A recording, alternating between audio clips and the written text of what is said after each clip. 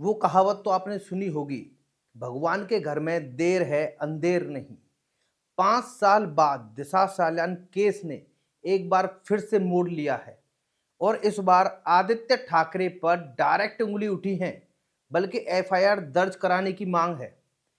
आपको याद होगा, जब दिशा साल्यान केस में आदित्य ठाकरे का नाम उठ रहा था, उनकी कॉन्टैक्ट लिस्ट से जो है एयू करके एक नंबर था जो कि सेव था, जिसकी मिस्ट्री आज तक सॉल्व नहीं हुई। अब दिशा साल्यान के पिता ने बॉम्बे हाई कोर्ट में अर्जी डाली है कि दिशा साल्यान केस में दोबारा से जांच होनी चाहिए और आदित्य ठाकरे के ऊपर एफआईआर दर्ज कराने की मांग भी दिशा साल्यान के पिता ने की है। अब इसको लेकर महाराष्ट्र के कैबिनेट मंत्री नितेश राणे, जो कि हमेशा से ही बोलते आए थे कि इस केस में आदित्य ठाकरे इन्वॉल्व हैं, दिशा साल्यान की मौत वाले दिन आदित्य ठाकरे की मोबाइल टावर की लोकेशन की जांच होनी चाहिए। अब दिशा साल्यान के पिता ने जो है आरोप लगाए हैं कि पोस्टमार्टम रिपोर्ट को सुसाइड की थ्योरी जैसा ही बनाया गया है।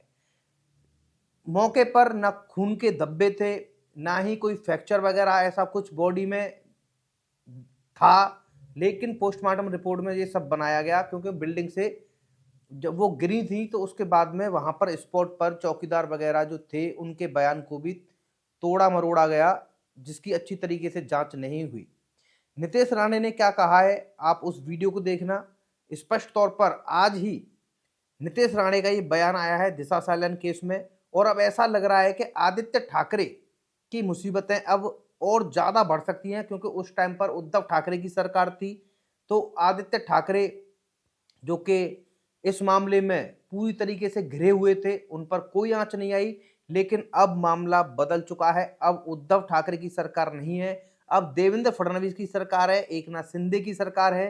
अब ऐसे में आदित्य ठाकरे का डायरेक्ट नाम जो दिशा साल्यान के पिता ने लिया है और कैबिनेट मंत्री नितेश राणे ने लिया है, उस पर हमें क्या एक्शन देखने को मिलेगा, वो अब लगातार हमें इस केस से रिलेटेड अपडेट्स मिलती रहेंगी। लेकिन आप उससे पहले नितेश राणे की इस वीडियो को देखिए, जिसमें नितेश राणे ने साफ तौर पर कहा है कि आदित्य ठाकरे दिशा साल्यान केस और सुशांत सिंह राजपूत के केस में डायरेक्टली इन्वॉल्व्ड हैं। दिवसापासून मी ह्या विषयावर अतिशय स्पष्ट भूमिका मांडलेली आहे की दिशा साल्यांचा मर्डर झालेला होता आणि मर्डरमध्ये जे नावं आज त्याच्या वडिलांनी घेतलेली आहेत ती सगळीची सगळी नावं मी पहिल्या दिवसापासून घेत होतो।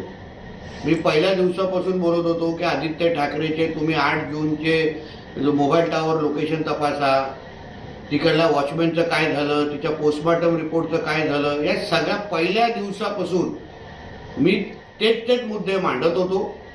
आज तिच्या वडिलांनी क्रिमिनल ॲफिडेव्हिट पिटिशन केलेली आहे।